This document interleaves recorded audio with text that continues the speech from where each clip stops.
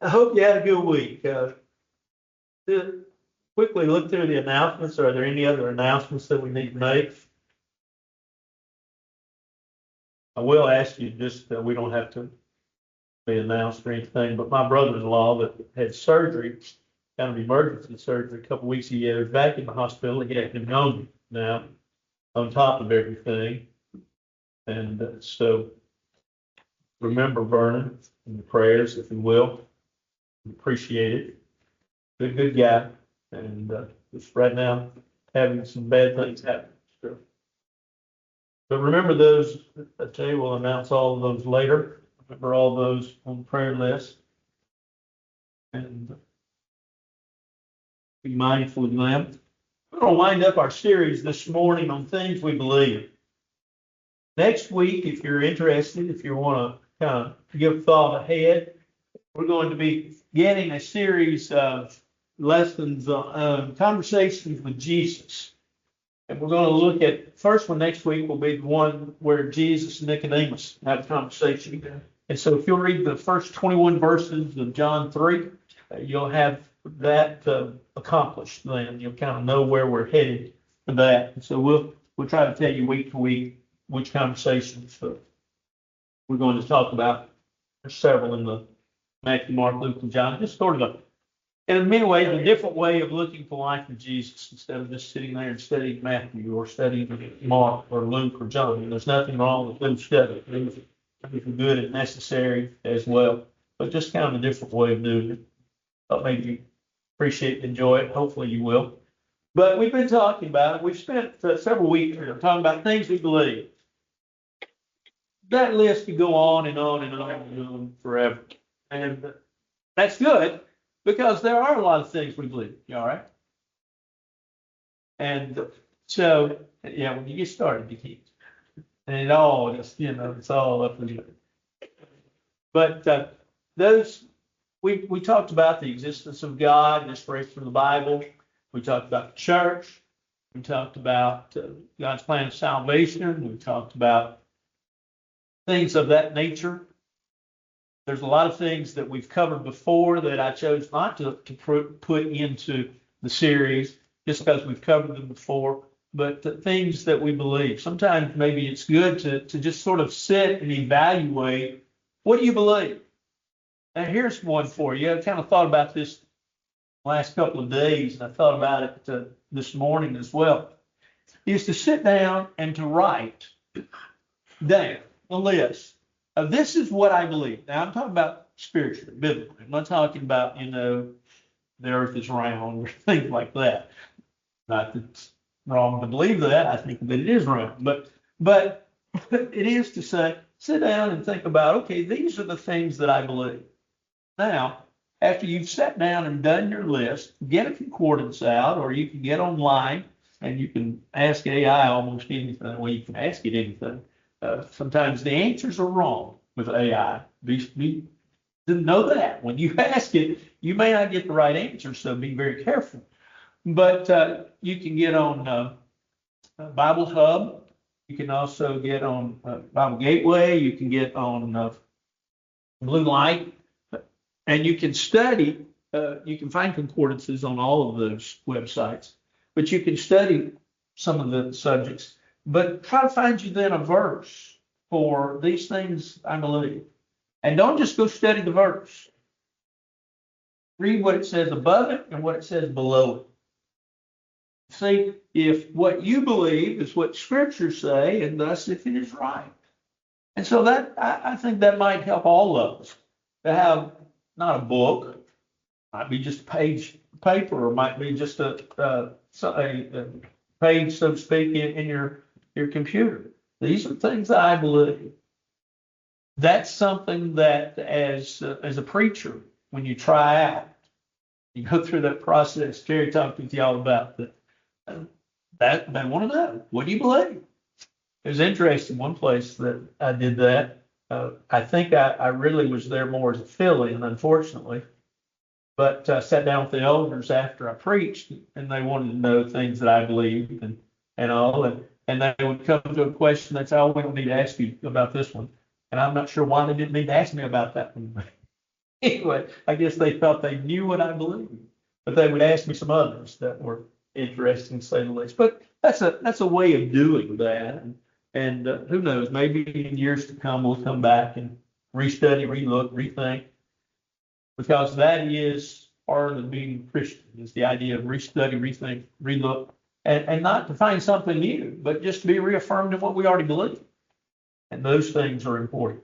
So we conclude this series this time, and these things we believe. We believe in the inherent goodness of man and the ultimate triumph of good. That's what we're going to look at this morning.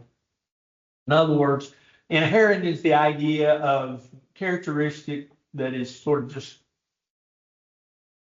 inborn, you could say, characteristic that you have that is just part of us. And so when we talk about, we believe in the inherent goodness of man, we're saying we believe that man is good. Now, I'll come back to this, but let me just quickly note the fact, yes, there are evil folks, and evil does exist, and evil is in the world. And we don't have to go very far. We can turn on our news, our nightly news, that's from our very city, our very town, and know that there are folks that are just mean. There are folks, they talk about, well, this one, it was caught by the police, and they've got this rap sheet, and they go through these long lists of things. But why is that, and how is that, and how do we get to that point? Well, let's study and get to that point. Look in Genesis chapter 1. In Genesis chapter 1, we studied the book of Genesis back about 4 years ago. When we studied that, we came across verse 27 of Genesis 1. And it says, so that God created man in his own image. In the image of God, he created male and female. He created them. Jump down to verse 31. Then God saw everything that he made, and indeed it was very good. So the evening and the morning were the sixth day. God made man. And notice that it says that he made him, and evidently, according to verse 31, it was good. He's also made in the very image of God. So we have to ask ourselves, we could sit and we could spend literally 2 or 3 class sessions talking about what is the image of God, likeness of God. We could talk about from a moral standpoint, spiritual standpoint, physical standpoint. Well, God's not physical, so therefore we can eliminate that really right off the bat. But made in the image of God, thus to be like God. Now that's the aim of every child of God, every Christian. The aim of every Christian is to be like God. Are we going to make it? Are we going to be there completely? The answer is no. But that is to be our goal. When you look at the image of God, man is made in the very image of God. And what is God? Well, God is good, right? So it would stand to reason then that from a standpoint of what is man good or evil? Man is good. Creation itself might be more of what would be alluded to in verse 31, the body. Although sometimes our bodies fail. Suzanne, I'm sure, will spread it, so I'll go on and tell it. Thursday morning, I made a trip to the ER. I had kidney stone. First one I ever had. Don't want another one. Haven't given birth to it yet, but at the same time, too, not hurting. Haven't had, I had pain that day, but I haven't really had any much since. And so I'm thankful for that. But it's just one of those fun things. Several of you probably have had them. I've been in the hospital's emergency rooms with folks before that had them. Suzanne's had 2 or 3. So, it's not uncommon. It's just not fun. And so you say, well, when I was laying there and they asked if they could give me something, I said, I want you to find out exactly what's wrong first. And they said, well, we can ease the pain. I said, okay, do that. So they gave me some Toradol. And that took the edge off, and that was fine. That took care of what I needed. But, laying there hurting, you're thinking, couldn't you have done this different, God? Wasn't there a different way of doing that? And so the answer, of course, is no. But God made man, and as the psalmist says, we're fearfully and wonderfully made. Marvelous are the works. Man's made good. But we often hear and we note the fact that man fails. That oftentimes we hear about, and what we hear about is not the goodness of man. Matter of fact, the nightly news is a attestation to that fact, isn't it? You look at the nightly news, and let's say the 10 o'clock news, you say that's 30 minutes. Well, in reality, no, it's not 30 minutes. It's about 18 and a half minutes. The rest is commercials. And that's true. And so if you look at 18 and a half to sometimes they'll stretch it to 21, 22, 23 minutes, but usually 18 and a half minutes. You put the weather in there, and usually what do they tell you about the weather? They don't tell you, about how good the weather is. It's either hot or cold or raining or snowy, right? They don't tell you about, oh, it's going to be a beautiful day. Don't spend time talking about that. Talk about the bad. They talk about sports, and they'll give you about 3 minutes worth of sports. And the rest of the time is what? Bad news. It's what's wrong with the government. It's what's wrong with what's going on in somebody's lives, the wrecks, the murders, the thefts, doo-dah, doo-dah, doo-dah, doo-dah. All right? And so we see man and we say, man's evil. Well, is he really? Is he evil, or does that, or is that a learned part within man? Is that what becomes a product of who we are, where we are, what we're taught, how we see life? And it could very well be that I think that that's where it all comes from. Yes, we do have those that have problems. I want you to think about something. Look in Psalm 52. Psalm 52.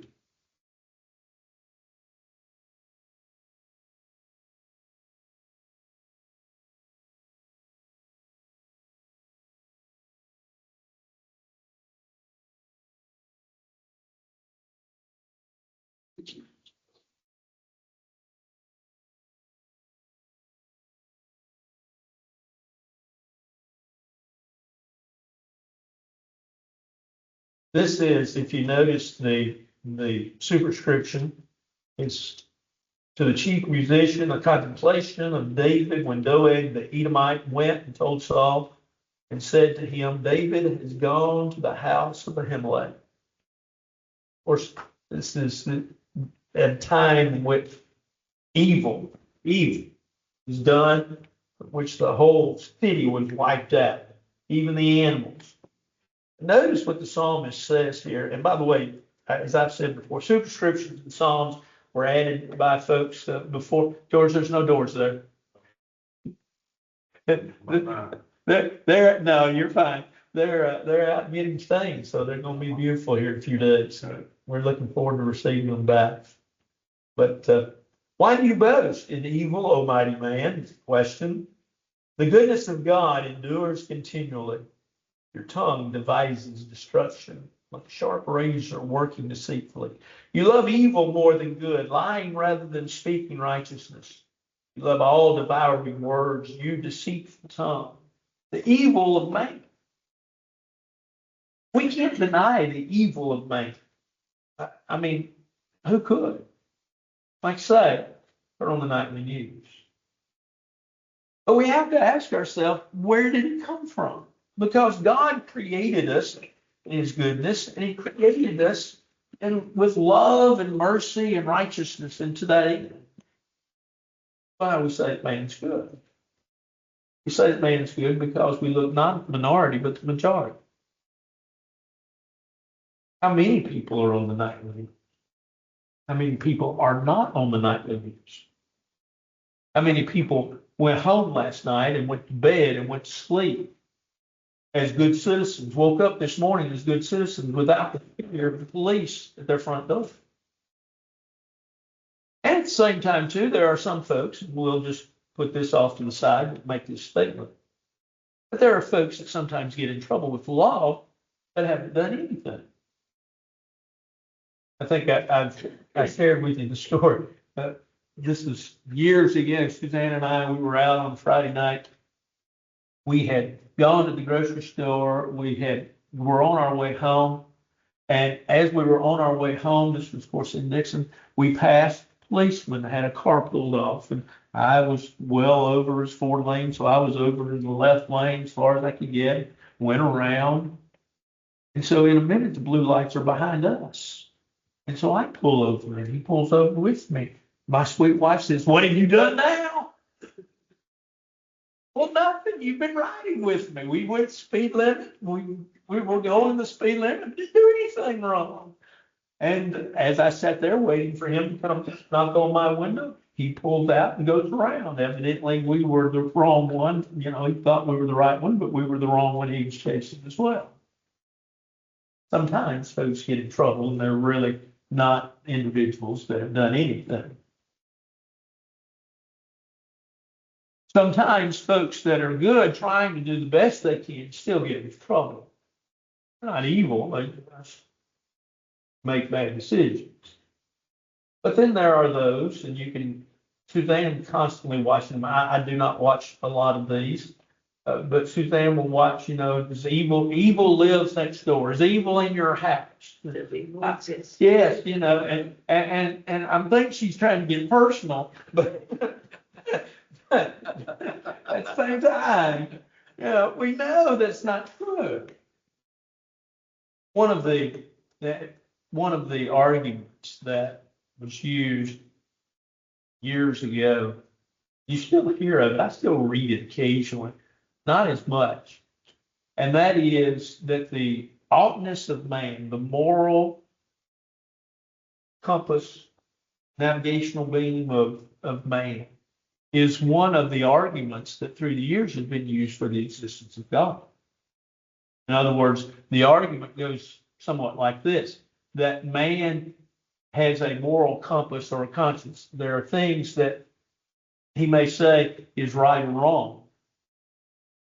And because he has that moral oughtness about him, the argument that was used, it's the ontological argument, is that thus God created that couldn't have just happened. Well, that's, like I say, that's an argument that's really hard to set and prove, but it does make a good case for the existence of God. So we have man made thus seemingly good, but as we see with this example in Psalm 52, we see a time in which there are those that are just downright evil. And so how we say that there's the moral oughtness or the goodness of man, the inherent goodness of man. But we know that while we're created good, that there is also the sense in which God pushes us to be good, to overcome evil with good. Look in Romans chapter 12.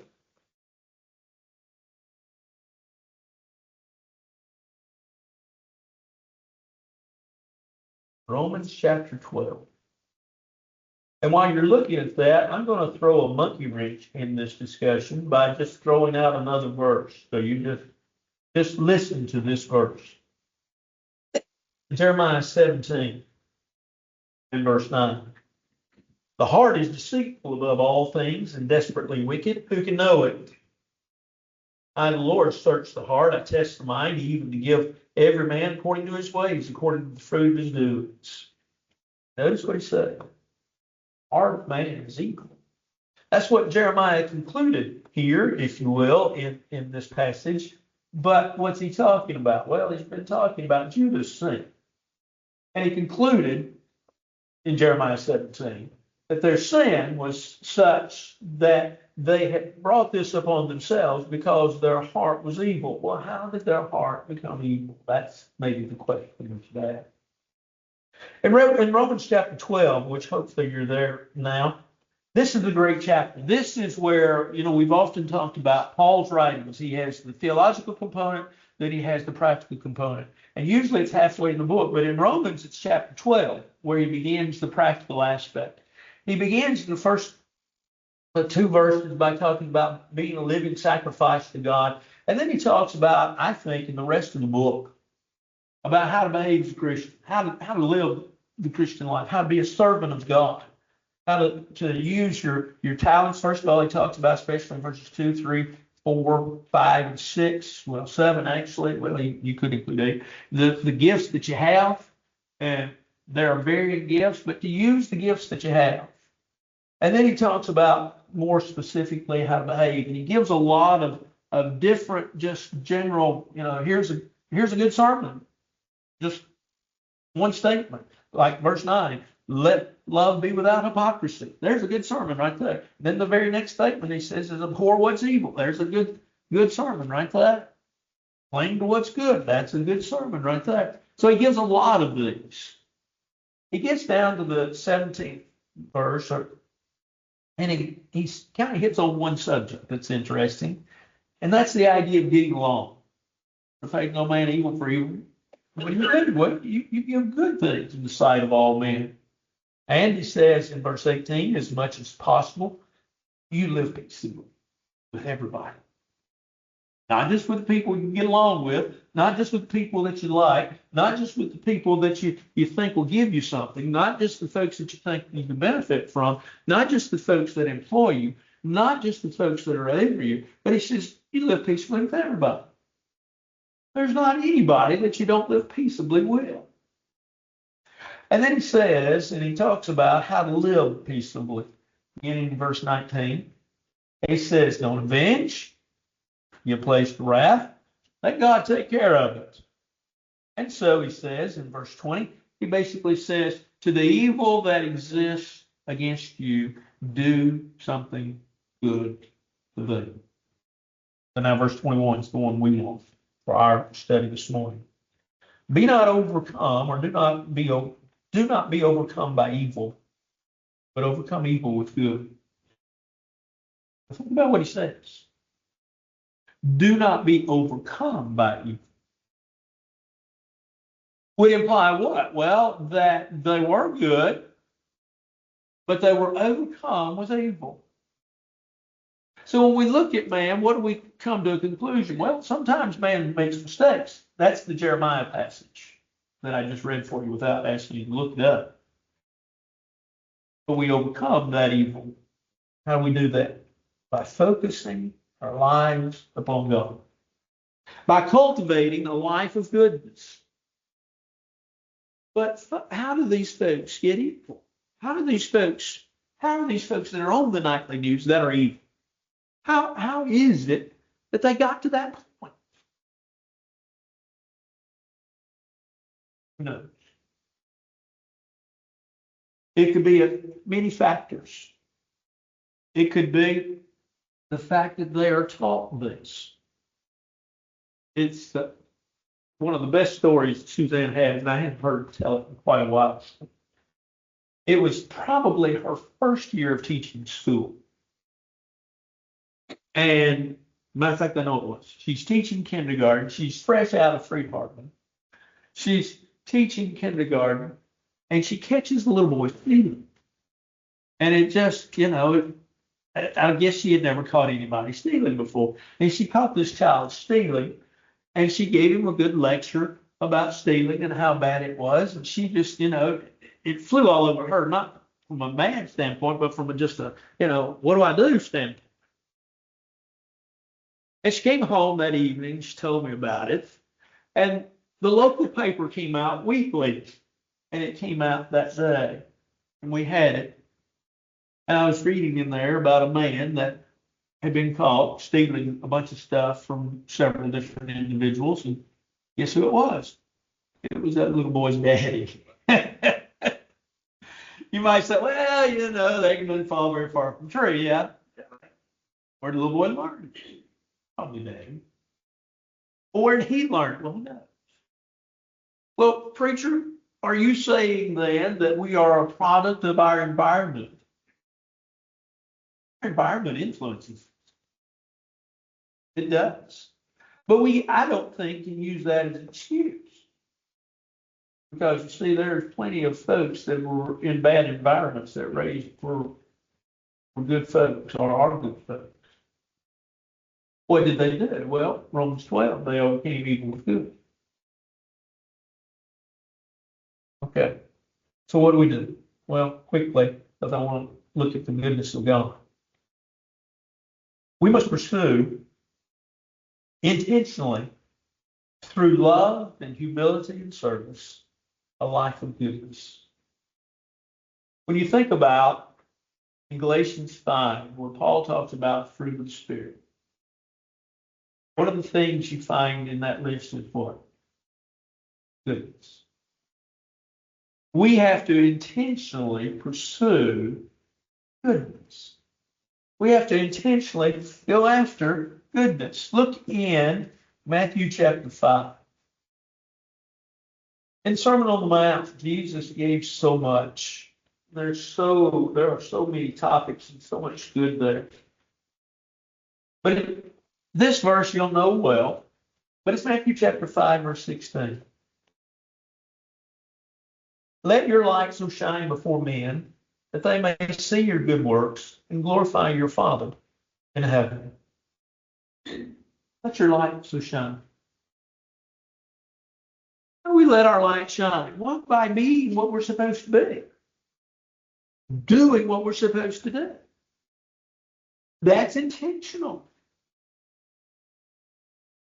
This morning, I don't know if you saw it when you came up, but there were two couples out on our parking lot, and one of them had this very huge boat. Truck was in front of it, and it was one of these pontoon boats, very nice boat, very nice looking. And I told Suzanne, I said, as we got out of the car, I said, I'm going to go ask these people if they're fixing to leave. No, don't bother them. You got to ask them. So I just walked up to them and said, hey, y'all going fishing? Well, kind of, no, not really, but sort of. I said, are you leaving though? Yeah, in 5 minutes. I said, no problem. I believe in the goodness of man. Found out that they're really not fishermen. They're more cruise people, if you will. It's like to float up and down the river. But at the same time, too, you approach those people. You see those people. You let them see the light that you have in your life. And the light, as we're going to find out in our sermon this morning, is gone. We have to choose that light. When you think about the Christian life, it's a life of choice. And we have to make choices continually. Choose good, choose evil. Luke tells us, Luke 14, to consider the cost, count the cost, whether we have sufficient to finish. In other words, sit down and think about, can I do this? Do what? The choice that we're about to make. And so we have to choose to let our light shine so that folks will see the good. They'll see the good works. They'll glorify God. So what are some practical ways? Show kindness to those that are in need. Give people the benefit of the doubt. They're not all out to get us. We sometimes think they are. But they're not all out to get us. Smile at people. Do something good for someone. And it may be as simple as holding the door for somebody. I was walking in the bank the other day, and there was a lady that was walking out, and I was a good distance from the door. And she stood there and held the door. Well, I realized it, and I picked up the pace a little bit. Said, oh, don't run. Very nice lady. Don't know that I've ever seen her before, and I don't know that I'll ever see her again. But I saw her that day. She made my day. I thought of the inherent goodness of man in an individual that I've never known, because she went out of her way to do something nice. So what's the key? The key is for us to live this intentional life, and we do it by choosing what's good and choosing the kind and loving way. The way that God would have us to live. The way that God would have us to do. Look in Matthew, since you're there, look in Matthew chapter 6. And remember this. In Matthew chapter 6, verse 22, it says, the lamp of the body is the eye. If therefore your eye is good, your whole body will be full of light.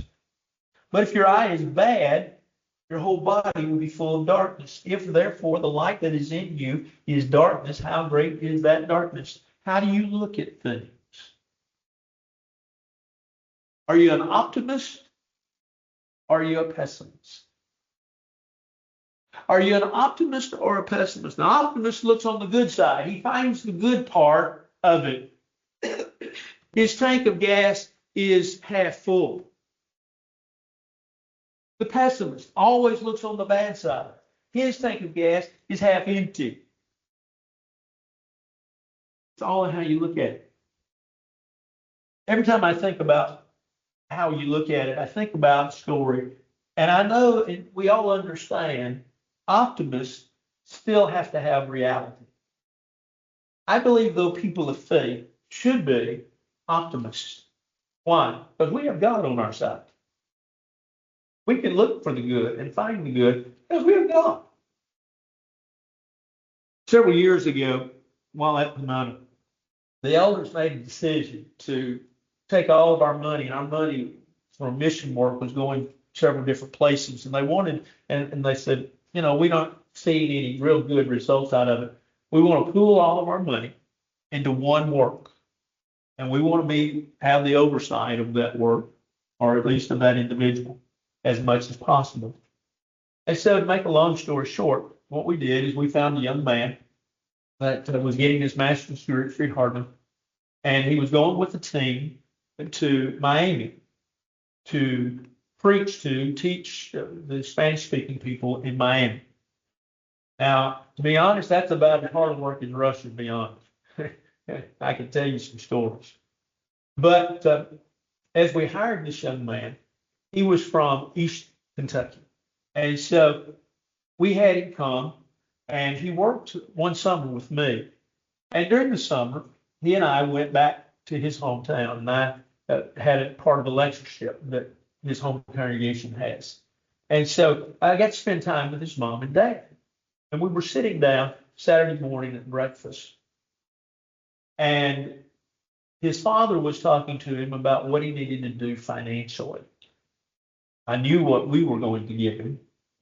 He knew what we were going to give him, but he was going to need more. We were not lucrative by any stretch of the imagination. And so, as he sat there, his father said, you need to make sure you've got this, and you need to make sure of that. And his father was right. And the young man just smiled. And the father said, what? And he said, it'll be all right. God will take care of it. And God has taken care of him. He and his wife, and at least 2 members of the team. I started out with 6 members, so 4 altogether are left. But they're still down in Miami preaching and teaching the gospel. But I think of that young man, I think about there's faith that we should all have. His was young and maybe inexperienced and not as well grounded as we would have liked, from the standpoint of, I just all work out. Now you got to have a place to stay. You got when it comes time, you're going to have to move into an apartment. Do you have an apartment yet? No. You need to go down there and get one. Duh. But nevertheless, there's the idea. Okay, you might say, well, what does that have to do with Matthew 6? It's this idea. What's the lamp of the body? Yeah. How do you see it? How do you look at it? How do you look at this world? How do you see this world? You can look for the bad all day long, or you can choose the good. You can choose, and it's interesting because a lot of news feeds have kind of gotten away from this, but that last 2 minutes, 2.5 minutes, used to be a good story was told. Now they kind of just talk amongst themselves. I don't know that if they're looking for good news or what, because there's plenty out there. But there's the inherent goodness of man, but it has to be worked on. And you have to choose it. You have to choose the view that you have. Now, I want us to flip a little bit, and I want us to see not only the inherent goodness of man, but the ultimate goodness of God. Before we do that, though, is any questions or comments or suggestions? Okay, well, I'm going to ask you to only turn to one place. Psalm 27. Psalm 27. This is the Psalm of David. My Bible gives this psalm a title, an exuberant declaration of faith. Well, how true. Read with me. The Lord's my light and my salvation. Whom shall I fear? The Lord is the strength of my life. Of whom shall I be afraid? When the wicked came against me to eat up my flesh, my enemies and foes, they stumbled and fell. Though though an army may encamp against me, my heart shall not fear. Though war may rise against me, in this I will be confident.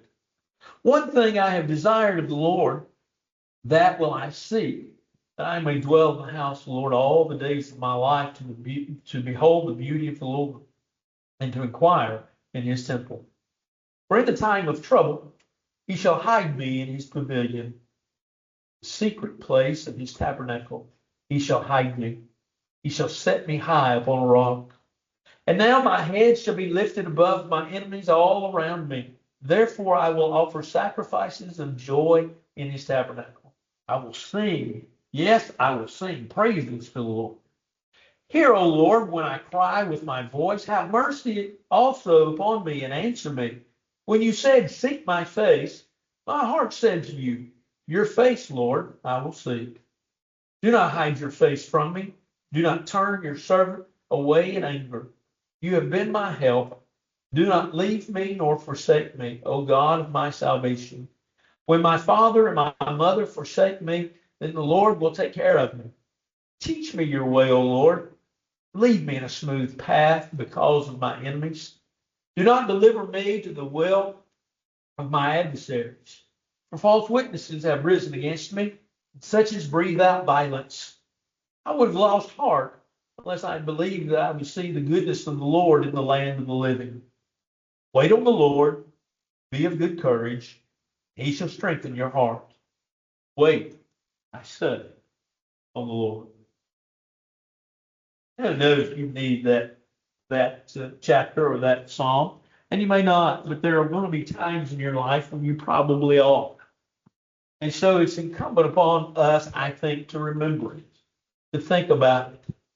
There's plenty of despair in life. Look at the psalmist. Look what he talks about. He talks about how he says, the wicked came against me, verse 2, to eat up my flesh. My enemies and foes, they stumbled and fell. He says, even an army may encompass me. But he says, I'll not fear.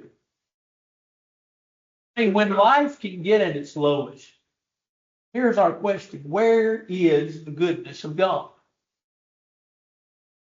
I see on a yearly basis now, and it's because they are kin to my niece's husband, is where I see them. But if you recall back in 2020, right before I came, there was a terrible tornado that went through, excuse me, Cookville, and little baby was killed. And I get to see that child, that little baby that's life was taken. I see mom and daddy once a year. I see them. Well, I see them twice a year, usually at Quinn and Rex's birthday parties. And I get to talk to Matt and see about his foundation and see how it's going now. But when you look at that and you look at, there are two beautiful people. He at the time was assistant minister. And she's a very godly young lady. Here they are trying to raise a family the best that they know how. And I have a child taken from them, not by anything that they've done, not because they were wrong, not because they were in the wrong place, not because they were doing wrong, not because they were practicing wrong, just an act of nature that unfortunately hit their house and took their baby. You can't walk away from that and not question the goodness of God. Where is God? What's he doing? Why is he forsaken? Jesus even asked that question on the cross. Why have you forsaken me? My God, why have you forsaken me? And so we wonder in our difficult times, in our hard-pressed times, we wonder about the goodness of God. And the psalmist answers this by saying, you need to know that God's good. Now, he didn't say he didn't have questions or doubts or he didn't wonder. Matter of fact, he says, one thing I desire of the Lord. You look in verse 4. Well, his desire was, I want to be with God. And I want to be with God forever. Reminds us, doesn't it, or should, of our desire. Why did you get up this morning? Why did you come to church? Why did you get up and get ready and come to church? Wasn't your bed comfortable? Didn't you have a peaceful night of sleep? Isn't there something else you could have done today? Well, yeah, now that you mention it, sure. Well, you came to worship God, though. You came because God is important in your life, because you see the value, you see the necessity of God, because ultimately you desire the same thing David desires, that you may dwell in his tabernacle. Notice what he says. Beauty of the Lord, and to inquire in his temple, for in time of trouble he shall hide me in his pavilion. Pavilion there has if you go back and trace the history of the word, it was sometimes used for what we would call the general's quarters in fighting. It was usually in the center of the camp where all the soldiers were around. Would be the safest place in a difficult time. And he says, what did he say? He says, hide me. He says, you shall hide me in your pavilion, the safest place. And not only will you hide me, but he says, you'll set me upon a rock. You ever get an opportunity, it doesn't take much time. It takes longer to get there than it does to see what's there. But go to Blowing Rock. Suzanne and I went last year, year before last now. And there's not much to see. There's really not much to do. You can walk the streets of the town in 10 minutes. The biggest thing there was the little city park for the children, and also the ice cream parlor that charges $15 a student. And so, we experienced both of those. And there's a little park there, and there's a history behind it all. But there's a rock that you can sit on, a rock that there's some folklore that's made but it's a place of safety. Set me upon your rock. A place of safety, a place of comfort. And he says, my head should be lifted up above my enemies. I'll offer sacrifices to you. I'll sing praises to you. Hear, O Lord, when I cry. Hear my voice. Why would it be important for David, for us, not to cry out to God, but to think that he would not hear our voice? Preacher, there are difficult times in our lives, but we have the assurance that what? God will hear. The psalmist in 7, 8, and 9 calls upon God, charges God, challenges God with the idea of listening to him, listening to my groanings, listening to my difficulties, listening to what's going on with me in my life. Don't forsake me. And so verses 7, 8, and 9 really are the human aspect of the psalmist. And so then he pleads with God. Teach me, verse 11, teach me your ways and lead me in a smooth path. Give me a life of ease. Give me a better life. How often do we pray for that? We all do from time to time. Keep me from my enemies, verse 12. But then notice what he says, verse 13. I was lost heart, unless I had believed to see the goodness of the Lord in the land of the living.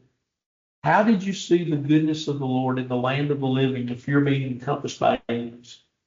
If you're pleading with God for help in the midst of a world that sometimes does prove difficult, because you see the goodness of God, you see who God is, you see what He'll do, you see how He'll take care of you. And so notice what He says in verse 14 as we bring this lesson to a close. Excuse me. He says, wait on the Lord. My Bible has a footnote. I think it's interesting. It says, wait in faith. But wait on the Lord. Be of good courage. And the answer is, He will strengthen your heart.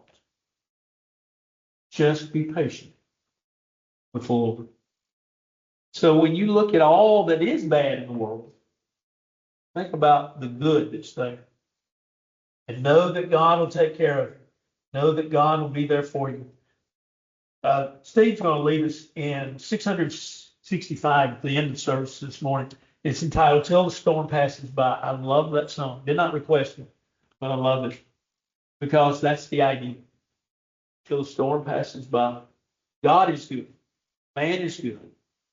And while there is evil in the world, we can live above it. And we can be above it. Anything else anybody like to say or add?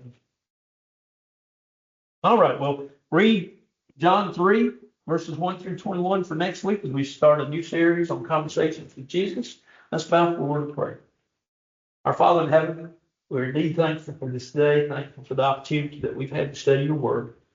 Help us to always see the good of man and realize that even in man's failures, that there is still good in this world. Help us to be individuals that always look on the good side, knowing that you're with us and that you are good, that you'll take care of us.